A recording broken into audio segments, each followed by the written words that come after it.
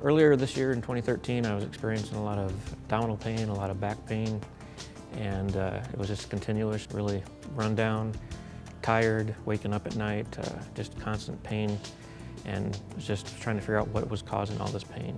So when I got with Dr. Santaella, he did a couple of examinations while I was there and found out real quick that definitely had a hernia, and then he wanted to make sure it wasn't a gallbladder at the same time. He did a test on the gallbladder and found out it was bad too. So the purpose of the gallbladder is actually to store bile, which is a substance that your body makes to help you digest food. Tad was having what we call biliary colic, which is kind of symptoms from their gallbladders. So whenever he ate heavier foods, he would notice right upper abdominal pain. He had an ultrasound that then showed gallstones, and then we were able to diagnose his issues as well. Well, the majority of the gallstones are related to cholesterol stones. So bile is contained in the gallbladder, and if you have too much cholesterol in the bile, either by diet or genetics, this cholesterol can actually form small stones, and that's about 80 to 85% of the stones that we see.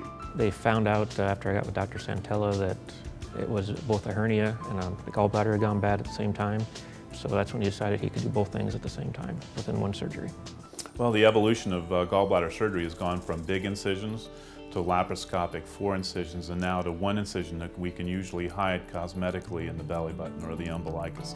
Patients do very well. They go home the same day, typically are on pain medication anywhere from 2 to 4 days, back to work in that time span, and usually back to, I would say, 90% of their activities within several days after surgery.